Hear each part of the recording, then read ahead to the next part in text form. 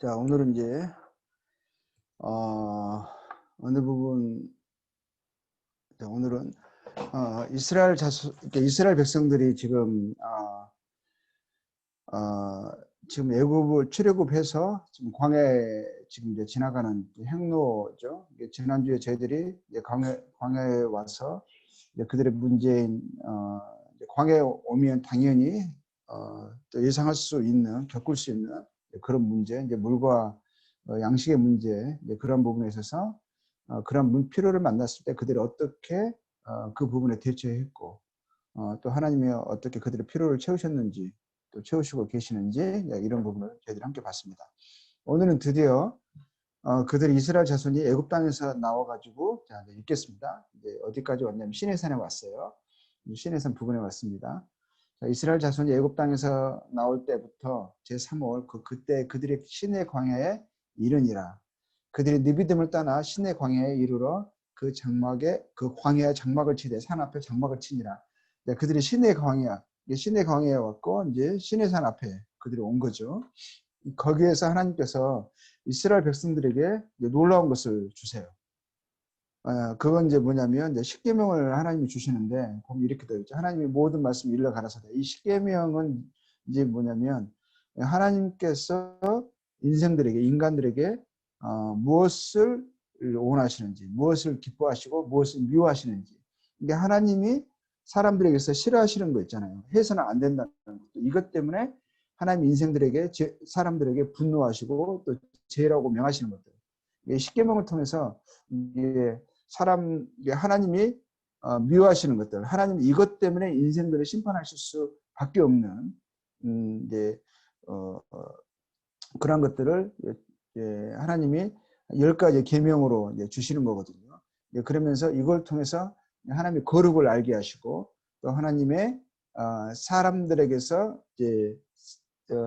말씀하신 하나님 미워하시는 것들, 하나님이 싫어하시는 것들, 죄가 무엇인지를 알려주시는 거거든요. 이 십계명을 통해서 죄를 알게 되는 거죠. 또 하나님의 거룩을 알게 되어지고, 또 하나님이 왜 인생들에게 대해서 이렇게 심판하실 수밖에 없는 것인지, 무엇이 하나님의 마음을 불편하게 하시는 것이고 하나님의 진노를 유발시키는 것인지, 하나님 무엇에 진노하시는지, 그게 십계명에 표현되어 나타나고 있습니다. 자, 먼저는 십계명의 첫 번째를 보면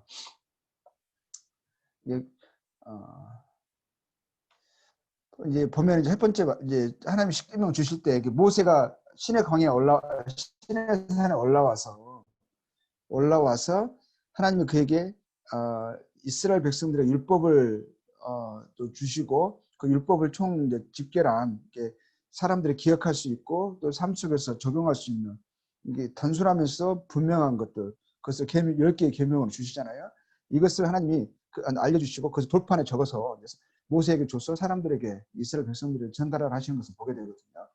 출애굽기 31장 18절 보면 여호와께서 시내산 위에서 모세에게 이르기를 마치신 때에 증거판 둘을 모세에게 주시니 이는 돌판이요 하나님이 친히 쓰신 것이더라. 그러니까 하나님의 돌에 하나님의 계명을, 하나님의 율법을 돌에 새겨서 기록하셔서 그것을 이제 십계명에 기록된 그 돌판을 증거판이라고 하시는 거거든요. 그것을 10개를 2개 돌판에 기록하신 거죠. 그것을 쓰셔서 모세에게 주신 거죠. 그리고 모세가 산에서 내려올 때는, 시내산에서 내려올 때는 이제 그 하나님과 대면하고, 또 하나님의 인생들에게 알려주시는 하나님의 율법에 대해서 듣고, 또 그것이 하나님께서 친히 기록하신 10개의 계명을 가지고, 돌판을 가지고 산에서 내려오잖아요. 산에서 내려오니 그 두 증거판이 그의 손에 있고, 그 판의 양면 이쪽 저쪽에 글자가 있습니다.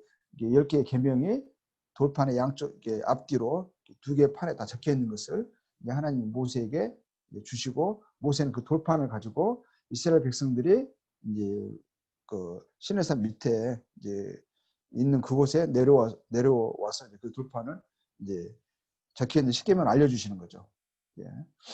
그러니까 이스라엘 백성들은 모세가 시내산에 오랫동안 있어서 하나님과 대면하고 하나님의 음성을 듣고 하나님의 율법을 부여받고 그리고 돌판에 기록한 하나님의 계명을 이제 가지고 내려올 때 사람들은 이스라엘 사람들은 모세 손에 들려진 두 개의 돌판을 보는 거죠.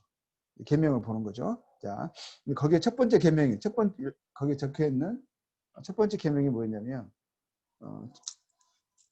너는 나 외에는 다른 신들을 네게 있게 말지니라 이렇게 하신 거거든요.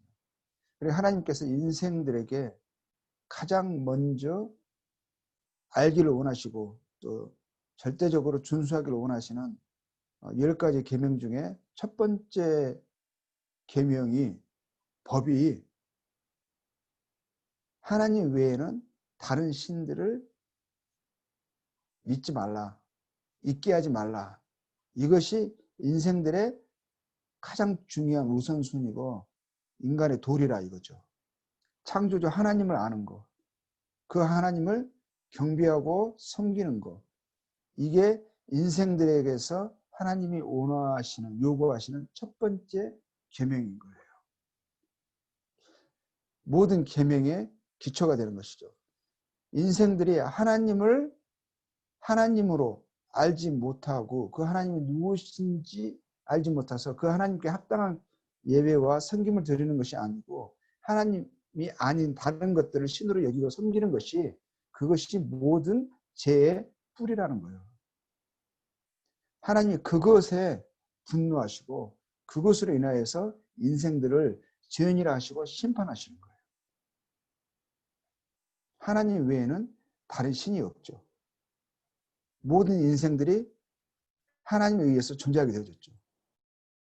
존재하는 모든 것들이 하나님에게서 시작됐죠. 근데 그 하나님을 모르는 거예요. 하나님을 하나님으로 알지 못하는 거예요. 하나님 아닌 다른 것을 신이라 여기면서 참 하나님을 업신여기고 멸시하고 이제 배신하는 그런 죄를 짓는 것이 인생의 가장 큰 문제죠. 하나님 그걸 말씀하시는 거거든요. 우리 주 하나님이여 영광과 존귀와 능력을 받으시는 것이 합당하오니. 왜 하나님이 영광과 존귀와 능력을 받으시는 것이 합당해요? 왜 하나님께 영광과 존귀와 능력을 돌려드려야 하는 거죠? 그것은 첫 번째는 주께서 만물을 지으신지라. 하나님이 창조주여서 그런 거예요. 존재하는 모든 것들이 하나님에 의해서 시작됐고 존재하게 되었어요. 그러니 만물은 하나님의 것이죠. 만물의 주의 뜻대로 있었고 또 지으심을 받았나이다 하죠. 그렇기 때문에 존재하는 모든 것들은 하나님께 영광과 존귀와 능력을 돌려드려야 마땅하죠. 그러한 목적으로 지어진 거예요. 이사야서 45장 5절에서는 하나님 이렇게 말씀하시죠. 나는 여호와라. 창조주 하나님이라 말씀하시는 거죠. 나 외에 다른 이가 없나니 나밖에 신이 없느니라. 여호와 하나님만 참 신이신 거예요. 하나님 외에는 다른 신이 없어요. 존재하는 모든 인생들이 신으로 알 분은 하나님밖에, 여호와 하나님밖에 없는 거예요. 근데 여호와 하나님만 신이신데, 참 하나님이신데, 하나님 아닌 다른 것들을 신으로 여기고 참 하나님을 알지 못하고 우상을 두고 섬기는 것이 하나님을 욕되게 하는 것이고 하나님에 대한 반역인 거죠. 이게 모든 죄의 근원이에요. 죄의 모태죠. 죄의 모태. 예레미야서 10장 10절에 이렇게 말씀하시죠. 오직 여호와는 참 하나님이요. 창조주 하나님이 참 하나님이신 거예요. 참 하나님이에요. 다른 하나님이 없어요. 하나님만, 여호와 하나님만 참 하나님이라고 분명히 말씀하셔요. 그래서 그 하나님이 첫 계명을 두시는 게 그건 거예요. 나 외에 다른 신이 없다. 그래서 나 외에 다른 신을 두지 말지니라. 참 하나님만이 말씀하실 수 있는 유일한 권위 있는 말씀인 거죠. 그리고 하나님 이렇게 말씀하시죠. 사시는 하나님이시다. 사시는 분이시다. 사람의 손에 의해서 지어진 죽어있는 존재가 아니라는 거예요. 하나님은 사시는 참 하나님, 살아계신 생존하시는 하나님이시죠. 영원한 왕이시라. 그 진노하심에 땅이 진동하며 그 분노하심을 열방이 능히 당치 못하느니라.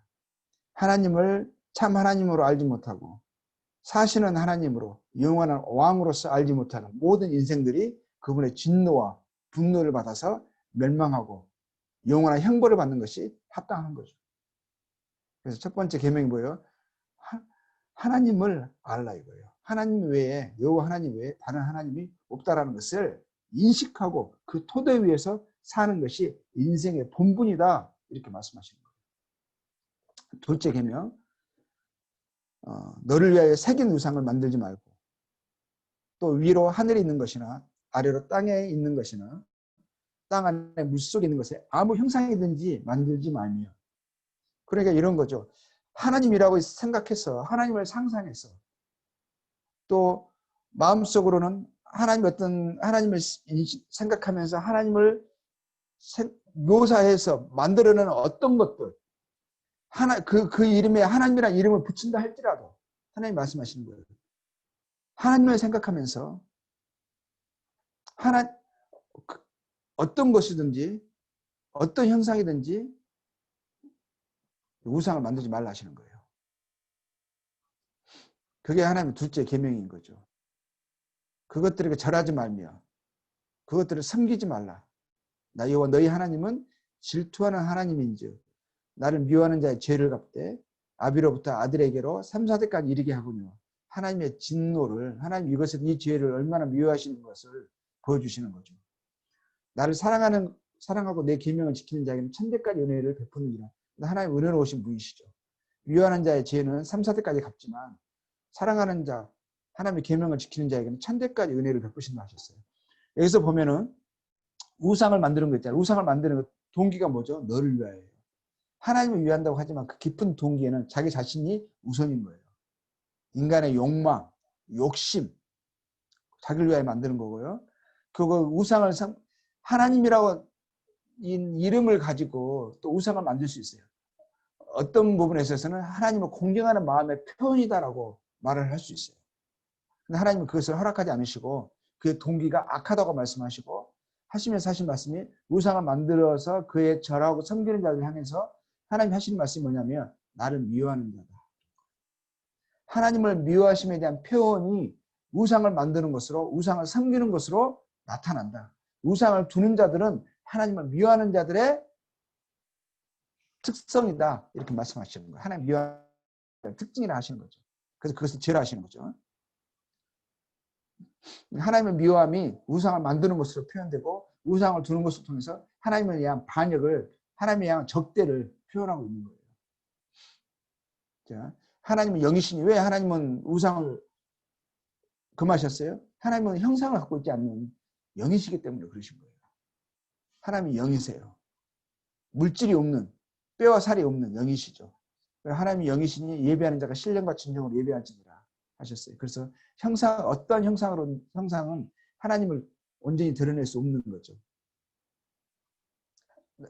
이렇게 이사야서 42장 8절에 이렇게 말씀하셨어요. 나는 여호와니 이는 내 이름이라. 나는 내 영광을 다른 자에게, 내 찬송을 뭐라고 그러셨죠?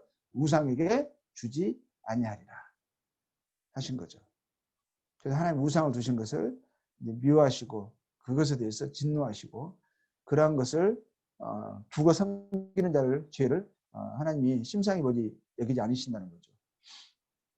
신명기 18장 말씀에서 이런 말씀이 있어요. 복술잖아. 복수라는 것은 이제 마술하고 뭐 점치고 뭐 이런 거잖아요. 다 그런 거죠. 복술자나 기륭을 말하는 자나 뭐 사주보고 이런 거, 요술을 하는 자나 무당이나 지는 자나 신접자나 박수나 박수무당 막 이런 거 있잖아요. 뭐 초혼자를 너희 중에 용납하지 말라. 뭐 이런 일을 행하는 자는 여호와께서 가증히 여기시나니. 뭐라고 해서 이런 일을 행한 자 여호와께서 가증히 여기신다 말씀하시죠. 근데 어찌 요즘 보면은 막 그러죠. 막 기독교인들이라고 하면서 막 타로하고 사주보고 막 이런 것들을 그냥 일상으로 여기고 가볍게 여기는 사람들이 많거든요. 운세 보고 막 이런 거 있잖아요. 근데 이런 것을 하나님 뭐라고 말씀하시죠? 가증히 여기신다는 거예요. 하나님을 두려워하지 않는 그 마음에 우상을 두는 그런 존재들의, 그런 사람들의 행하는 삶의 일반적인 태도고 방식인 거죠. 자, 셋째 계명은 너는 너희 하나님 여호와 이름을 망령되이 일컫지 말라. 나 여호와 이름을 망령되이 일컫는 자를 죄 없다 하지 아니하리라. 하나님을 이름 속에 하나님이 어떠하신지 표현되잖아요. 나타내시는 거잖아요.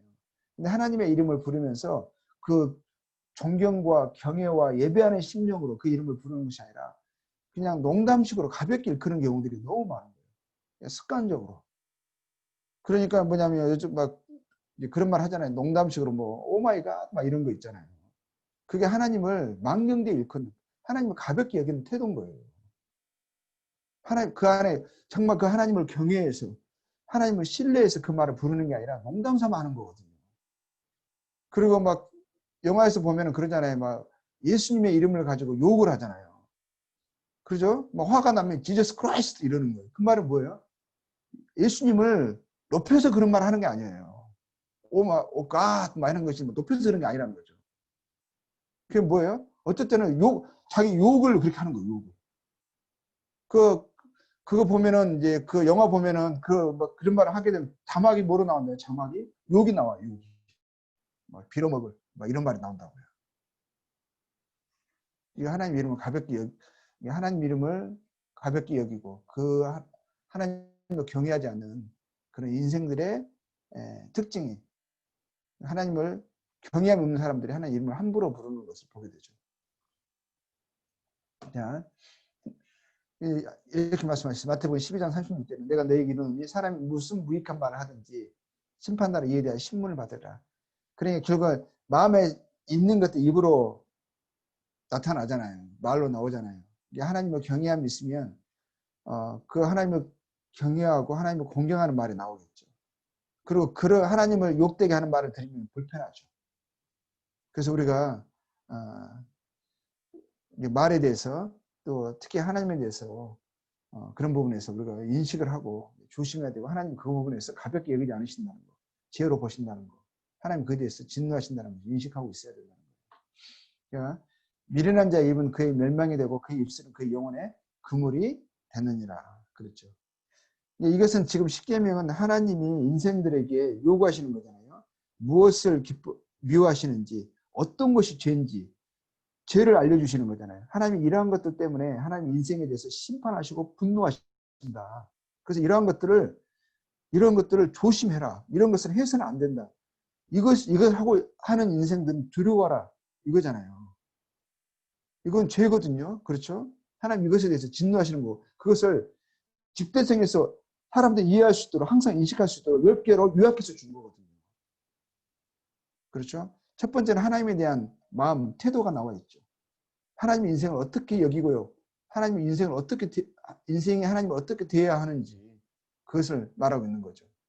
중심의 자세, 태도를 이야기하는 거죠. 하나님을 가볍게 여기는 거, 하나님을 경외하지 않는 거, 하나님을 인정하지 않는 거, 이러한 것들이 악의 근원인 거예요. 실상인 거예요. 하나님은 그것을 미워하시는 거예요. 자, 넷째 계명은 보죠. 안식일을 기록하여 거룩히 지키라 하셨거든요. 엿새 동안 힘써 네 모든 일을 행할 것이나 일곱째 날은 네 하나님 여호와의 안식일인즉 너나 네 아들이나 네 딸이나 네 남종이나 네 여종이나 네 가축이나 네 문 안에 머무는 객이라도 아무 일도 하지 말라. 자, 하나님의 안식일에 일곱째 날에 일곱째 날 하나님이 거룩하게 구별하시잖아요. 그때 이스라엘 백성 사람들이 말하는 거예요. 그 날을 기억해서 그 날을 거룩히 지키라는 거예요. 거룩히 지키라는 말은 뭐냐면 자기를 위해 일하지 말라는 거예요. 심지어는 자기 가족들 모두, 심지어는 자기 집안의 종들까지도, 가축까지도 일을 시키지 말고 그 안에서 그날은 이제 일을 멈추고 오히려 그날은 하나님을 기억하면서 하나님께 합당한 예배와 경배를 드리는 그런 날로 하나님께 감사를 표현하는 날로 삼으라 이거죠. 그래서 그 이유는 뭐냐면 엿새 동안에 나 여호와가 하늘과 땅과 바다와 그 가운데 모든 것을 만들고 일곱째 날이 쉬었습니다. 이거 그렇죠? 일곱째 날 하나님이 쉬었기 때문에 그 날을 창조하신 하나님을 기억하면서 창조주 하나님을 기억하면서 그 날을 하나님 그 날을 구별하셔서 그렇게 하신 것처럼 그 날을 그렇게 구별하 지키라 이렇게 말씀하시는 거거든요. 나 여호와가 안식일 복되게 그 날을 거룩하게 했느니라 하면서. 그러면 보세요. 이스라엘 사람들이 이때 처음으로 이런 6일 일하고 하루 쉬는 그 하루를 이렇게 거룩하고 구별하여서 그날을 아무 일도 하지 않고 안식하는 그런 개념이 이스라엘 사람들에게서 처음 나오는 거잖아요. 근데 심지어는 종들까지 쉬게 한단 말이에요. 가축까지도 일을 하지 않게 그날은 쉬게 해줘요. 그리고 전쟁 때에도 전쟁하는 나라 이스라엘 사람들은 어때요? 7일째는 안식날 안식일을 거룩하게 지키는 거예요. 그러면 다른 나라 사람들이 물어보는 거예요. 아, 너희는 왜 7째 날에 쉬냐? 왜 심지어는 종들까지 일을 하지 말게 안식하게 하느냐? 물어보면 뭘 말해줘야 되겠어요? 창조의 하나님의 역사를 말해줘야 되는 거예요. 그렇죠? 우리 창조주 하나님께서 이 세상을 6일 동안 6일 만에 지으시고 7일 날에는 안식하셔서 거룩하게 구별하셨어요. 그렇기 때문에 우리는 7일 날을 하나님 말씀하신 대로 그 날을 우리가 거룩하게 구별해서 지키면서 그 창조주 하나님을 예비하고 섬기는 거야. 경배하는 거야 라고 말을 하면 다른 사람들이 그러겠죠. 그럼 네 하나님이 창조주 하나님이라고? 그러겠죠? 그걸 증거하는 거예요. 우리 창조주 하나님은 태초에 하나님이 천지를 창조하셨다. 그러니까 하나님의 역사를 창조주 하나님이 누구이신지를 증거하는 그런 또 개념이거든요. 안식일이. 그 이스라엘 사람들은 그런 우리 하나님이 창조주 하나님이시다. 이 세상을 6일 만에 말씀으로 창조하신 하나님이시고 6일 동안 모든 것을 끝내시고 7일 날에는 7일째에는 거룩히 그날을 구별하신 날이시다. 구별하신 하나님이 우리 하나님이시다. 이걸 말하는 거거든요. 그러니까 이스라엘은 그걸 증거하는 거예요. 창조주 하나님을 증거하시는 거고 창조를 나타내는 거예요. 그렇죠? 그래서 첫 번째부터 네 번째까지 계명은 결국 하나님과 관계된 것이죠. 창조주 하나님을 기억하고 그 하나님을 공경하고 또 두려워하면서 그 하나님을 예비하고 섬기고 하나님을 하나님으로 알고 하나님과 관계된 것이죠. 그렇죠? 그래서 첫 번째에서 네 번째 계명까지 인생들이 첫 알아야 할 것은 뭐예요? 하나님을 알라 이거예요. 창조주 하나님을 알라. 내 주인 되신 하나님을 알라 이거죠. 그 하나님을 알지 못하는 것이 또 그 하나님을 경외하지 않는 것이 그게 곧 죄다. 그게 죄의 근본이다. 인간의 도리가 무엇이냐? 첫 번째가 뭐냐? 하나님을 아는 것이고 그 하나님을 경외하는 것이다. 여호와를 경외하는 것이 인생의 근본이고 도리고 죄의 시작이다. 이걸 말하는 거거든요. 자, 시편 33편에는 온 땅은 여호와를 두려워하며 세계의 모든 거민은 그를 경외할지어다. 그렇죠. 제가 말씀하심에 이루었으며 명하심에 경고에 샀도다. 창조주 하나님을 두려워하고 세상의 모든 사람들은 그에 합당한 경배와 공경을 드려야 하는 것이 마땅하다. 이거죠. 다섯째는 뭐예요? 첫 번째, 네 번째가 하나님과 관계된 것이죠. 하나님이 대한 것이죠. 다섯째 때부터는 인간 관계 안에서예요. 근데 가장 첫 번째 뭐죠? 인간의 관계 안에서 가장 우선되는 것이 뭐죠? 부모를 알라는 거예요. 근원을 알라. 시작을 알라. 이거죠. 사람이 부모에게서 낳잖아요. 그렇죠? 그 부모를 알고 그 부모를 공경하는 것이 인간의 기본이라는 거죠. 그래서 부모를 함부로 여기고 부모를 통해서 태어나고 존재하게 된 것에 대해서 감사하고 공경하는 마음이 없는 것에 대해서 뭐라고 말하는 거예요? 세상에서도 그냥 호로자식이라고 그러잖아요. 인간이 아니라고 말하잖아요. 근데 이게 기본이라고 말하는 거거든요. 여기서 좋은 부모만 공경을 하지 않았죠. 물론 좋은 부모면 공경을 받기에 합당한 부모라면 공경하기가 쉽겠죠. 어떤 사람들은 이 말이 너무 어려워요. 부모가 너무 어려운 사람이었거든요. 부모에게 사랑보다는 학대를 받았거든요. 그런 이 말이 어렵겠죠. 그럼에도 불구하고 뭐예요? 그 부모로 인해서 이 세상에 존재하게 된 거예요. 그래서 그 부모의 시작을 알고 근원을 알고 그 부모를 공경하는 것이 인간의 마땅하다 이거죠. 그러면 네 하나님 여호와가 네게 준 땅에서 네 생명이 길리라. 인간에게 관계 하나 주신 첫 번째가 부모를 아는 거라고 그에 합당한 공경을 드리는 거라고 말하고 있죠. 그리고 여섯 번째는 살인하지 말지니라. 살인하지 마. 서로 죽이지 말라 이거죠. 자, 근데 이제 살인하다 보면 사람도 우리가 이제 사람을 죽이는 것만 내 손으로 죽여서 누구 생명을 취하는 것만 살인이라고 하는데 마태복음에서는 그러는 거예요. 뭐라고 말씀하시냐면 이 법을 그 의미를 그 깊은 내막을 여기에서 좀 더 설명해 주고 계시는 거예요. 뭐라고 말씀하시냐면 나는 너희에게 이르노니 형제에게 노하는 자마다 심판을 받게 되고 형제에게 노하는 자마다 하나님이 뭐라고 했어요? 형제에게 노하는 거. 노한다는 것은 뭐예요? 무시하고 함부로 여겼기 때문에 쉽게 화를 내는 거예요. 자기보다 높은 사람, 권 있는 사람에게 함부로 화를 낼 수 없잖아요. 그렇죠? 자기 분을 절제하죠. 억제하죠. 근데 사람을 존중하지 않기 때문에 자기보다 못하다고 여기기 때문에 쉽게 화를 내는 거거든요. 근데 그 화를 내는 것에 대해 하나님 뭐라고 말씀하세요? 그것을 지엽다 하지 않으시는 거예요. 왜냐하면 그 마음 안에 있는 분노가 밖으로 표현된 거니까요. 형제를 대하여 라가라는 자, 라가는 그 이스라엘 사람들 욕이거든요. 우리로 따지면 무슨 XS 뭐 이렇게 그렇죠? XS 새끼 뭐 이렇게 나오는 거잖아요. 그런 말을 하는 거거든요. 그런 자에게는 공의에 잡히게 되고 미련한 놈이라 하는 자에게는 뭐라고 했어요? 지옥불에 들어가게 되죠. 이게 너무 심한가요? 주님 하나님 말씀하시는 미련한 놈이라 그 정도 말에 우리 일상에서 하는 말이잖아요. 이게 욕이라고 생각도 않잖아요. 근데 하나님 뭐냐면 이거 지옥불에 들어가기 합당한 죄 어느 정도 죄를 지어야 우리가 지옥에 하나님 인생을 지옥에 넣습니까? 이 정도만 해도 충분하다는 거예요. 이 정도만 해도. 왜냐하면 사람을 공경하지 않는 거. 사람을 무시하는 것은 밖으로 말을 통해서 행동을 통해서 표현되지만 실상 어디에서 먼저 이루어진 거죠? 그 내면에서 마음에서 이루어진 거거든요. 마음에서 이루어진 것이 입으로의 입의 말이나 행동을 통해서 나타났을 뿐이고 사람은 그 나타난 것을 보지만 하나님은 중심을 마음을 아시는 분이시잖아요. 그래서 그런 행동이 나타나기 이전에 하나님 그 마음속에 일어나 이미 그 미화 그 살인을 마음속에 이루어진 이미 그 살인을 하나님 보시고 그것에 대해서 하나님 책임을 물으신다는 것이죠. 자, 그래서 내에게는 이렇게 말씀하고 있어요. 너는 네 형제를 마음으로 미워하지 말며. 그렇죠. 사람이 서로 마음을 미워하는 것을 기뻐하지 않으세요. 그것을 죄라 말씀하시고 그래서 계명 가운데 그것을 하지 말라 하시는 건데 하지 말라 하실 때 그 말을 어떤 말로 표현하셨냐. 사람의 마음속에 각인시키기 위해서 잊어버리지 않게 하기 위해서 무엇을 말씀하셨냐. 미워하지 말며 하신 거예요. 온수를 갚지 말고 동포를 원망하지 말고 이웃 사랑하기를 내 몸과 같이 하라. 나는 여호와니라. 이 말씀 다른 말로 표현하자는 것은 뭐냐면 단순히 미워하지 않는 것으로 원망하지 않는 것으로 멈추는 게 아니라는 거예요. 사랑하지 않는 거 미워하는 것과 같은 거예요. 사랑하지 않는 거 이 몸처럼 그 사람을 사랑하지 않는 것은 뭐라고 말씀하신 거예요?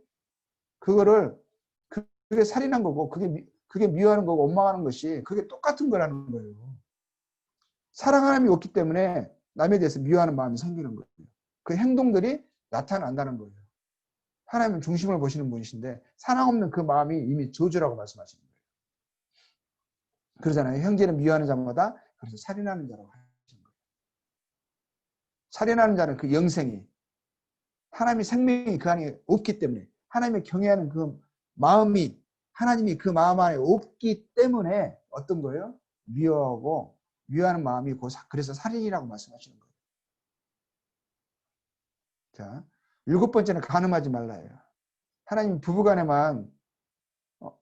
간에만 성적인 관계를 허락하신 거죠. 왜냐하면 생육하고 번성하라고 하나님이 복을 주셨기 때문에.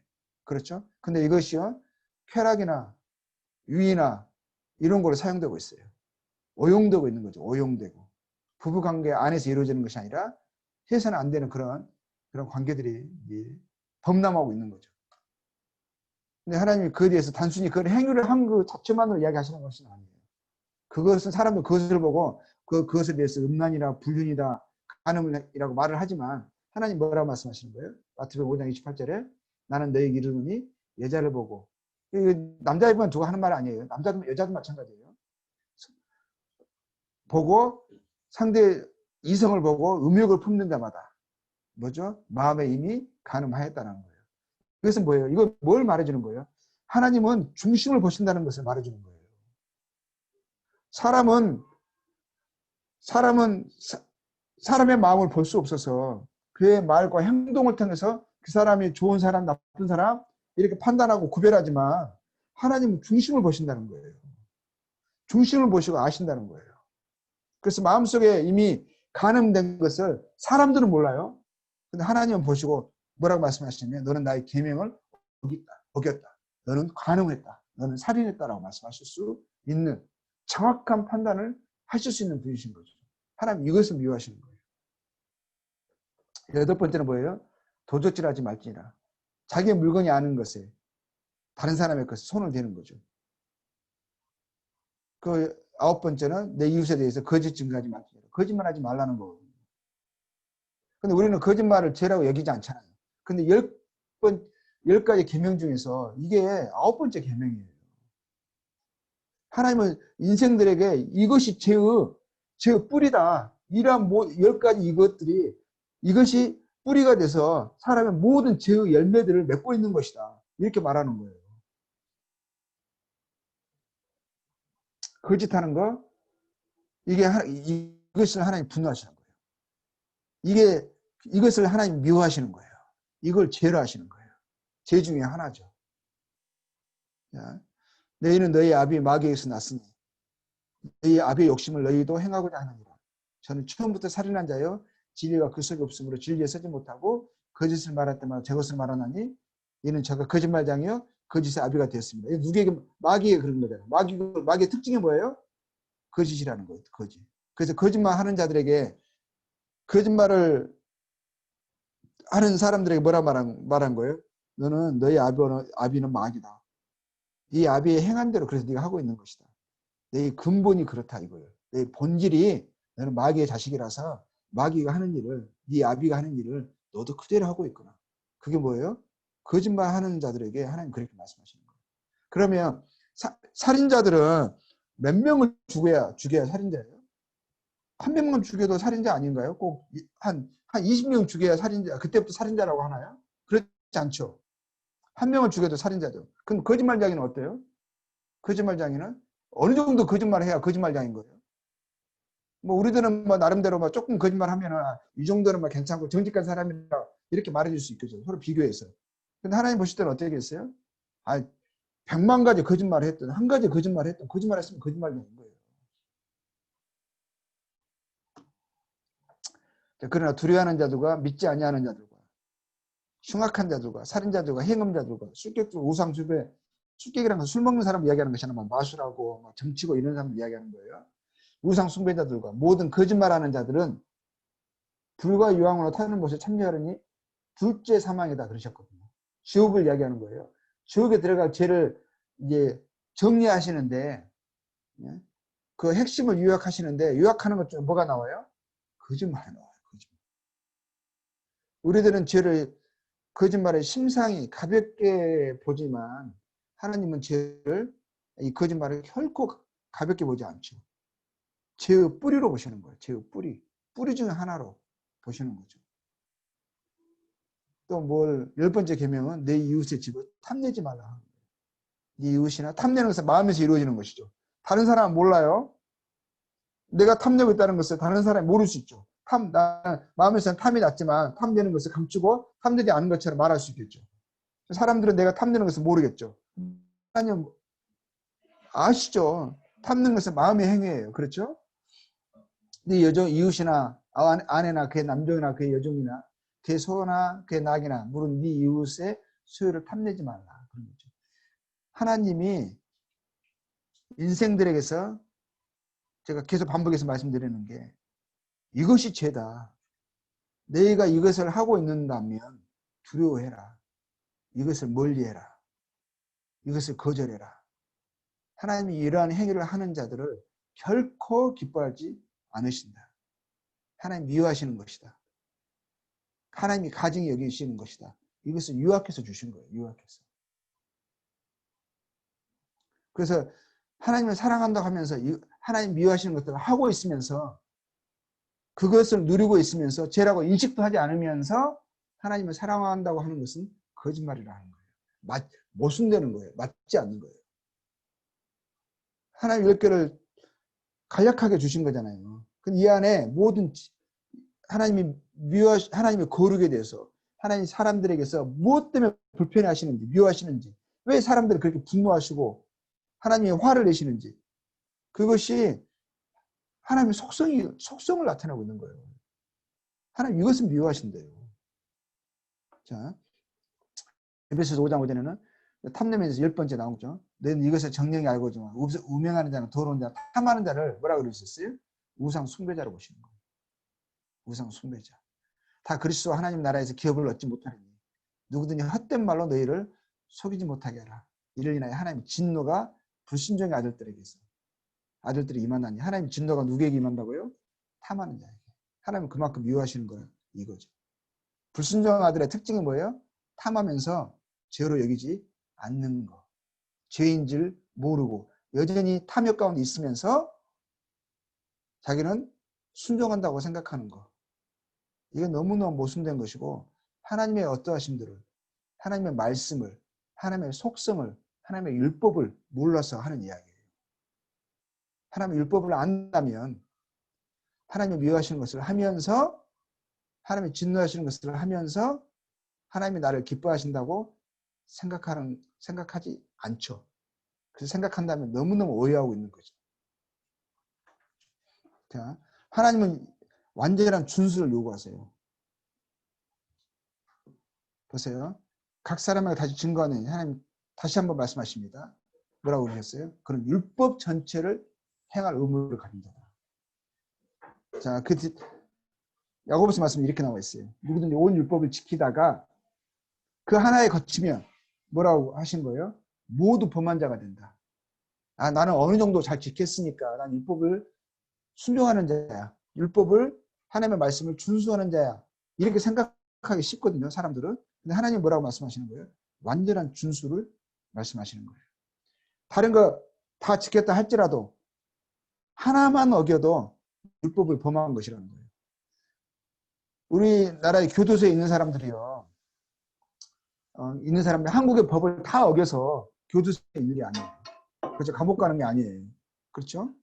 법에 한 가지만 어겼어도 그 한 가지 어긴 게 걸렸을 때, 들통났을 때, 문제가 되어졌을 때 그 하나만 어겨도 그것 때문에 감옥 가는 거거든요. 하나님의 율법을 어김에 있어서 어느 정도 어겨야 율법을 범한 자가 되고 어느 정도 이게 잘 준수한다면 난 율법을 완전히 준수하는 자인가 이렇게 생각할 수 있는데 하나만 어겨도 다 어긴 거라는 거예요. 다 어긴 거라. 자, 이게 무서운 늑대가 있어요. 자, 이 늑대를 묶어놓는다고 합시다. 아주 사나운 거예요. 사람만 모이면 달려들어서 물어 뜯으려고 해요. 근데 이 늑대를 체인으로, 아주 튼튼한 체인으로 이렇게 잡았어요. 붙들었어요. 목을 매달았어요. 그러면은 아무리 이 늑대가 뭐 지저대고 뭐 달려들려고 해도 튼튼한 체인에 묶여있는 것을 안다면 옆에 지나가도 문제가 안 되죠. 그렇죠? 체인에 사정거리에서 결코 넘어올 수 없으니까. 그러잖아요.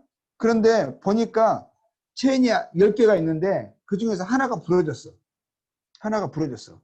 그러면은 9개는 튼튼하니까 뭐 부러진 것은 하나밖에 안 부러졌는데 하면서 늑대에게 가까이 갈 수 있어요?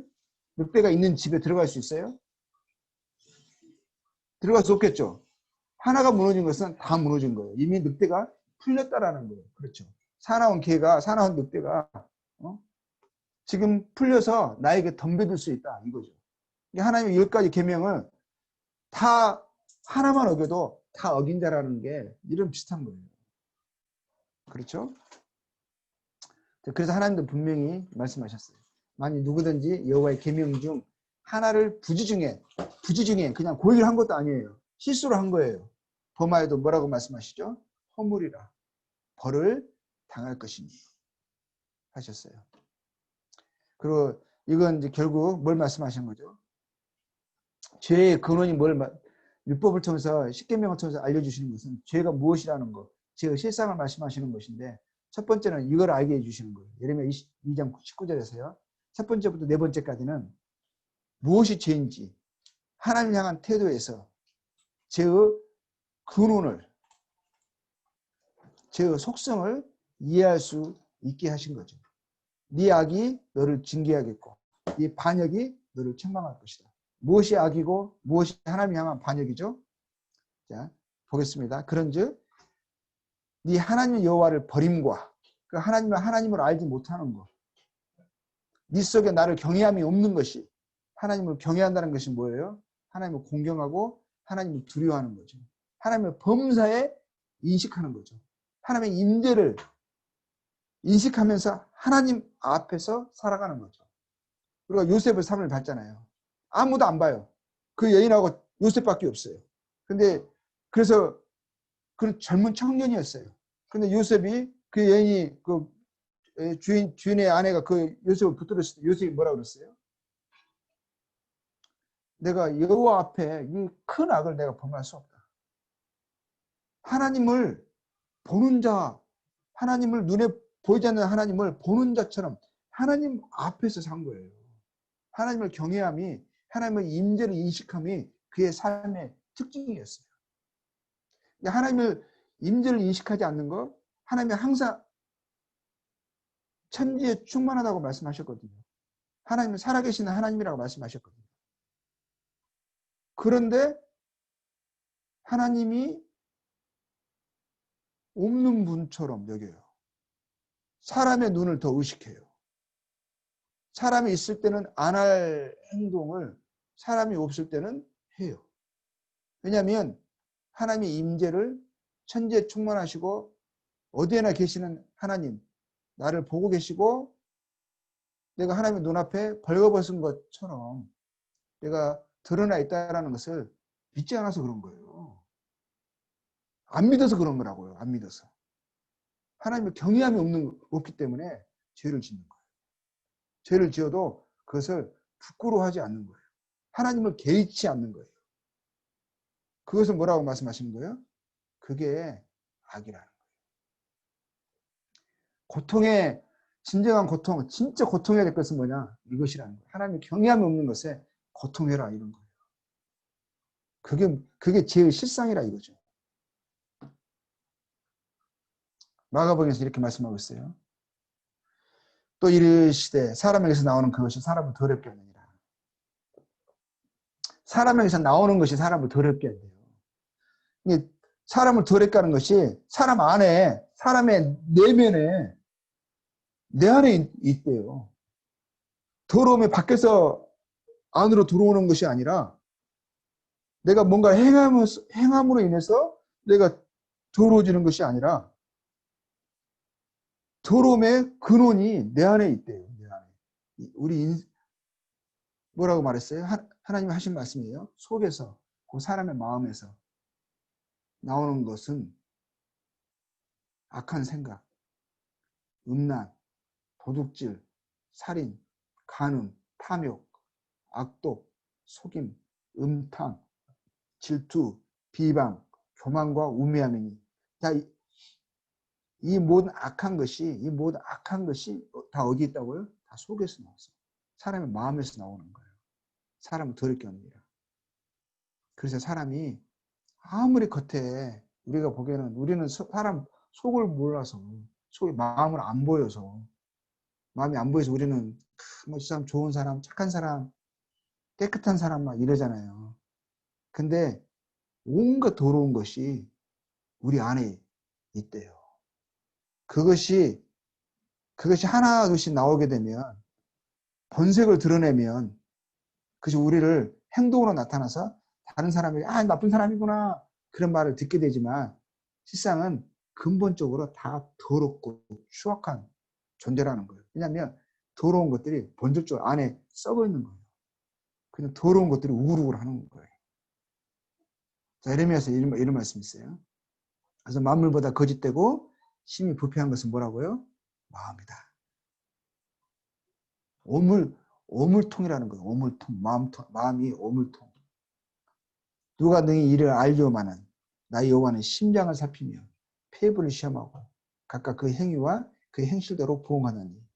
사람이 그냥 내면이 그냥 죄의 본질, 그냥 죄의 폭탄을 안고 있는 거예요. 온갖 안에 그냥 구더기 나오고 파리가 막 들끓고 막 이러잖아요. 그때 파리 나올 때마다 파리 잡고 구더기 나오면 너무 지저분해서 막 하면서 버리죠.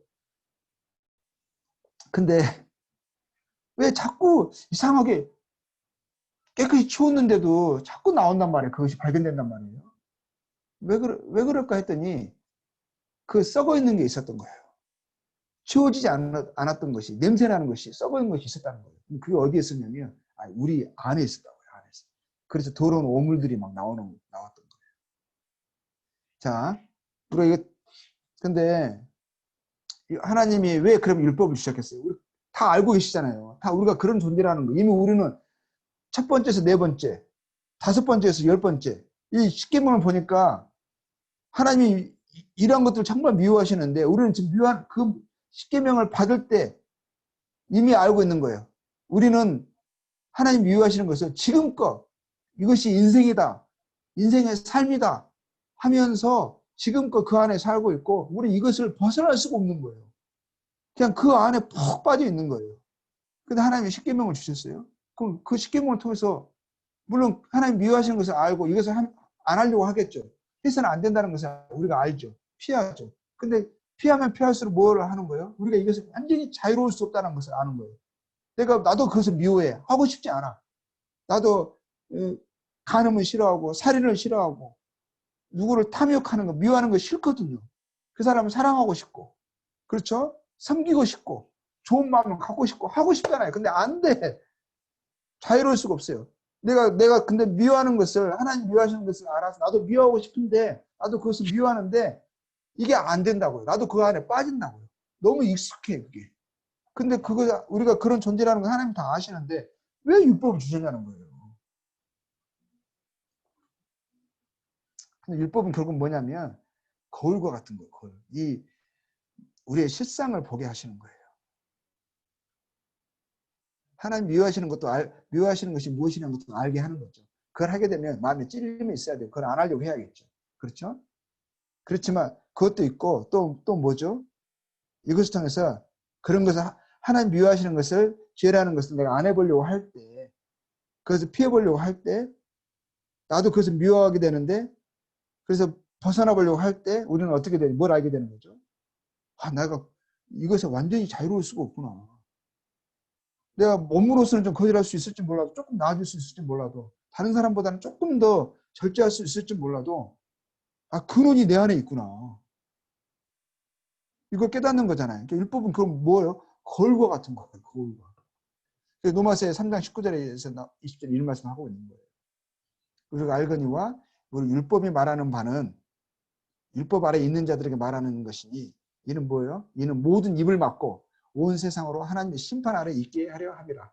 그러니까 율법이 결국 뭘 말해주는 거예요? 모든 사람이 거룩하신 하나님 앞에 죄인이고 하나님의 심판 아래 놓여 있다.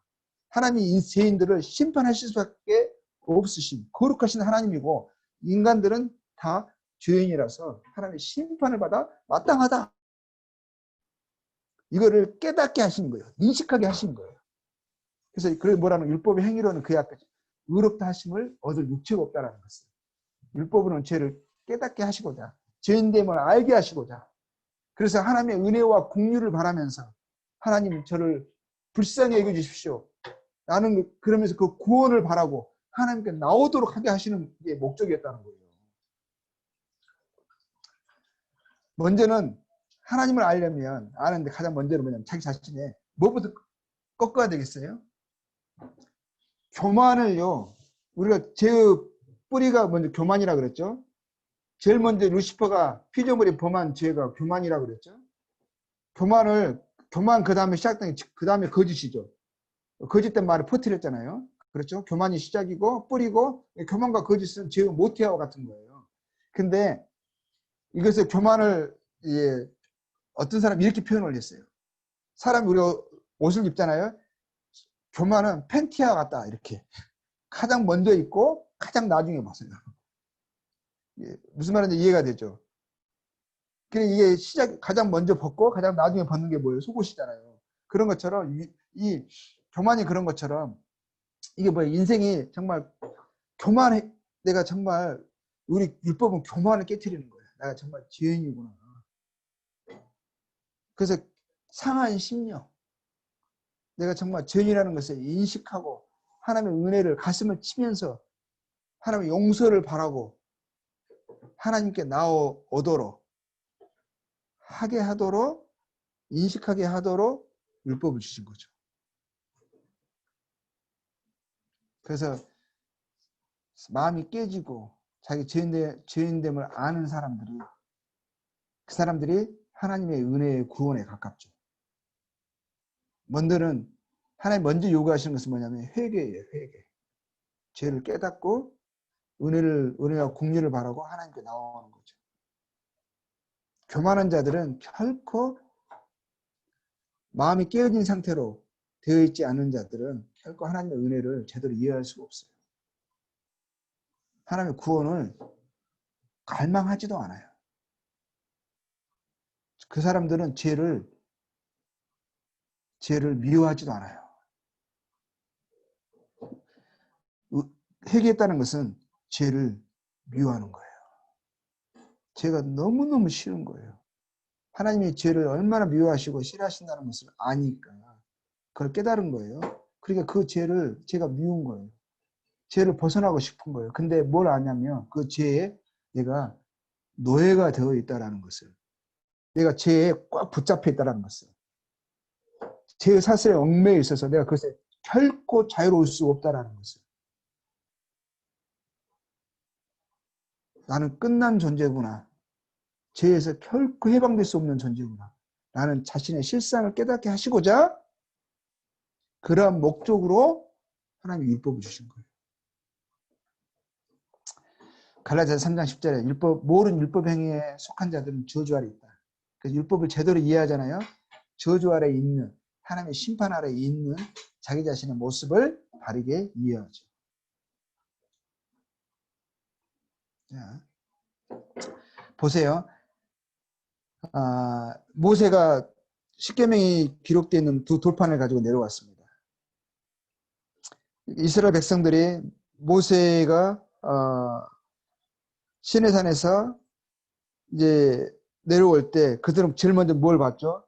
모세의 손에 들려진 두 돌판을 봤고 돌판에 기록되어진 하나님 율법을 봤어요. 그럼 뭘 느끼는 거죠? 제대로 이해하면 그걸 보고 뭘 느껴야 되는 거죠? 그 율법을 보면 뭘 느끼는 거예요? 죄의 삭은 사망이요. 그 하나님의 심판, 하나님의 정죄를 인식해야 되는 거거든요. 그냥 모세가 율법만 갖고 내려왔으면, 그래서 어떻게 됐죠? 그래서 그날에 이스라엘 사람들이 3,000명이 죽었어요.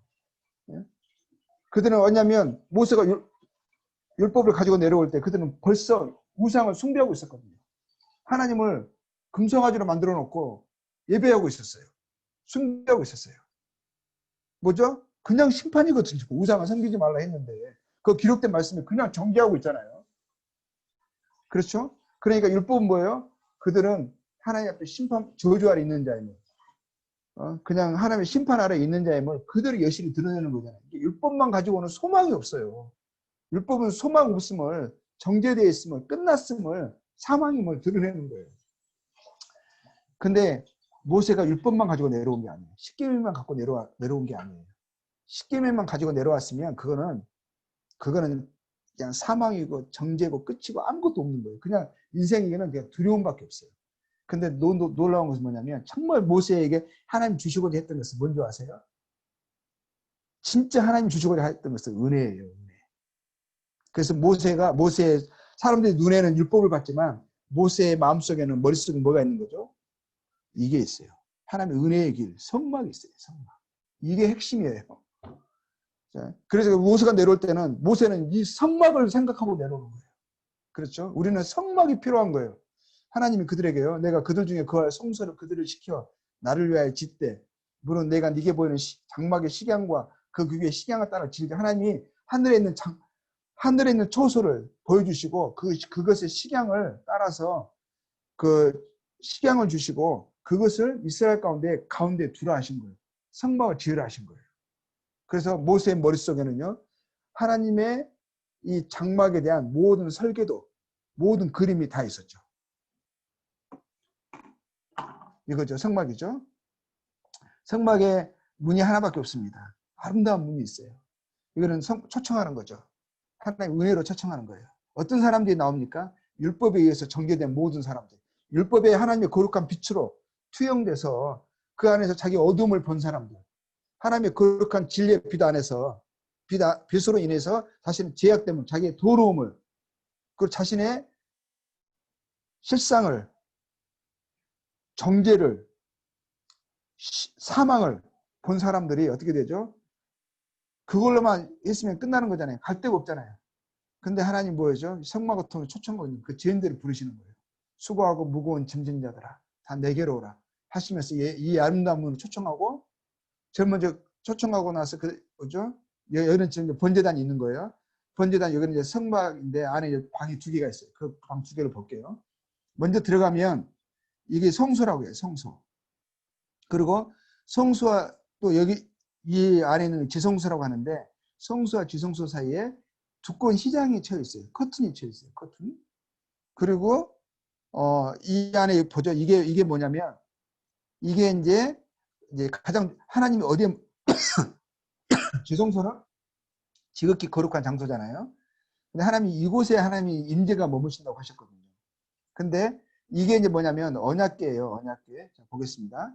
언약궤인데, 자, 이게 이제 언약궤거든요. 근데 이 언약궤죠, 궤. 궤 안에 뭐가 되냐면 돌판이 들어가요. 십계명이 들어가요. 십계명. 십계명 이 안에 들어가고, 이게 뚜껑이거든요. 뚜껑. 언약궤의 뚜껑이에요. 근데 이 뚜껑을 뭐라 하냐면 이 장소를 속죄소라고 해요. 속죄소. 멀시 시트라고 하는 거예요. 이게 은혜가 나타나는 장소, 자리. 이게 다른 말은 시은 좌 이렇게 말해요. 은혜가 베풀어지는 좌석, 자리라고 해가지고. 근데 이게 속죄소인데요. 이것 보고 속죄소라고 하는 거예요. 천사, 이게 게루빔, 그러니까 게루비라고 하는 천사, 그룹, 우리나라 말로 그룹이라고 번역이 됐어요. 그룹 천사가, 게루빔 천사가 날개를 펼치고 있는 거예요. 이 두 천사는 누구냐면 그 에덴 동산을 지키고 있던 천사들의 그룹이죠. 날개를 펼치고 이게 이제 언약궤의 뚜껑인 거예요. 근데 이 뚜껑을 뭐라고 하냐면 속죄소라고 해요. 속죄소. 속죄소. 하나님의 임재가 이 위에 언약궤에 머문다 하신 거예요. 쉬운 자에 머문다 하신 거예요. 이게 가장 중요한 장소예요. 하나님 임재 여기가 머무는 거예요. 자, 그리고 속죄소 이제 금방 말씀드린 거고요. 속죄소 안에 속죄소를 교회는 언약궤를 말하는 거고, 내가 네게도 증거판을 십계명을 이야기하는 거고, 언약궤 속에 넣어라 그런 거죠. 거기서 내가 너와 만나고 속죄소가 그 뚜껑을 말한 거라고 했죠. 속죄소 위, 곧 증거궤 위에 있는 두 그룹하고 그 천사 사이에서 이스라엘 자손을 위하여 내게 명령한 모든 일을 내게 이르라. 그 하나님 거기에 임재하신다고 하신 거예요. 속죄소, 쉬운 자. 가장 중요한 장소가 거기죠. 속죄소죠.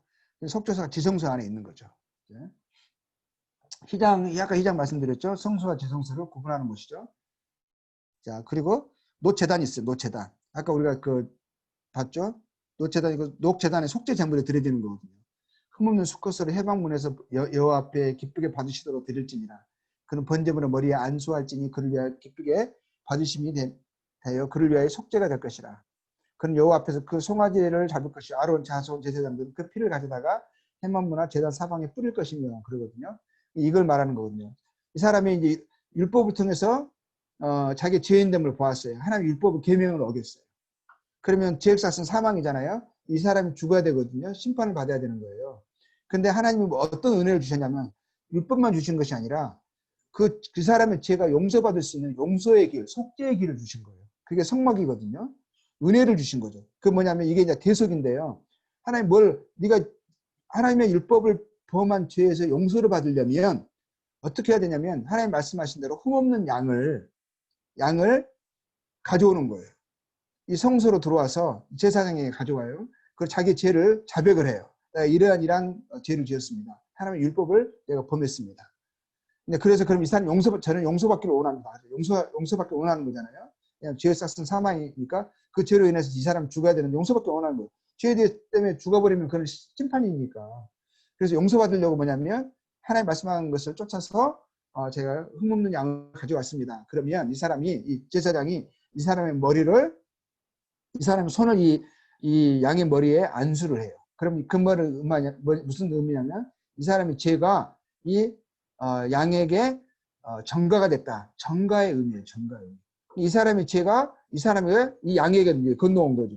그래서 이건 죄를 지은 자가 되어서 이 사람 대신해서 이 양이 피 흘리고 죽고 이 흘려진 피가 이 또 제단의 뿔에 발라지는 거예요.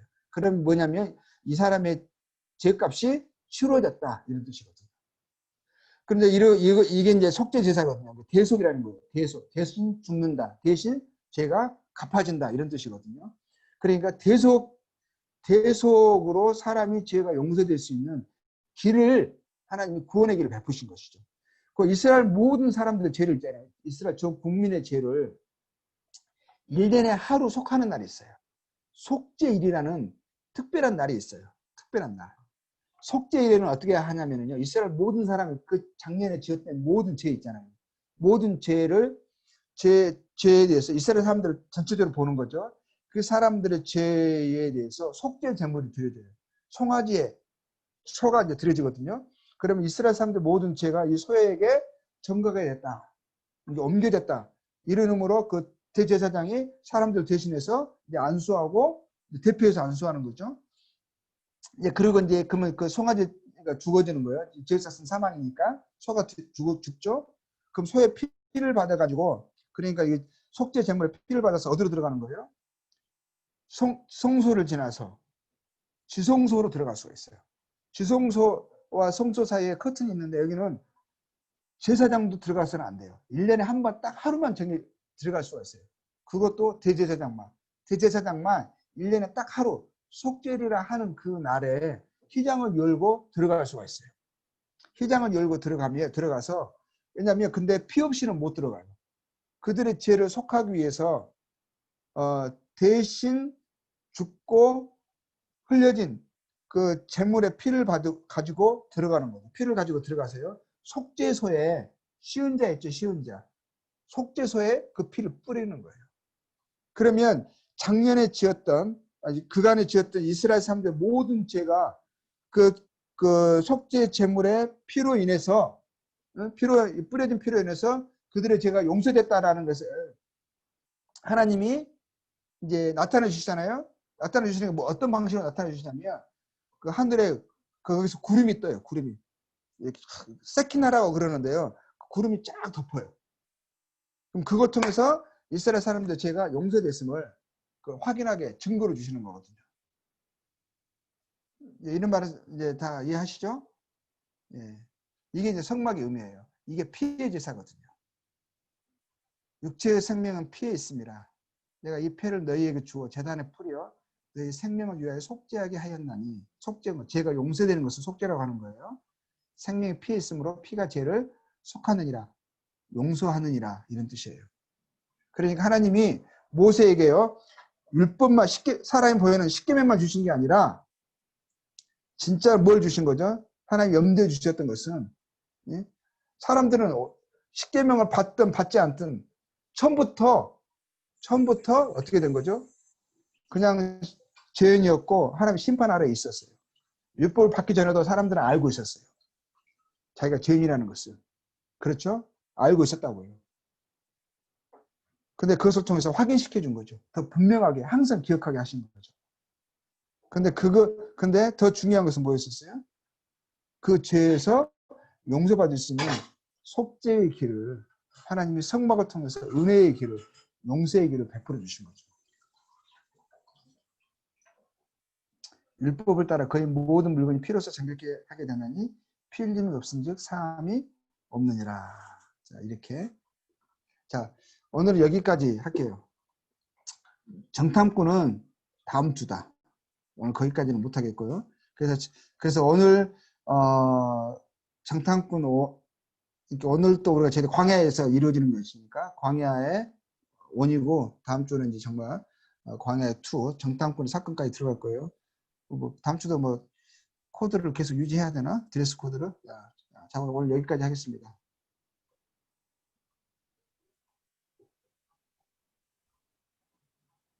말씀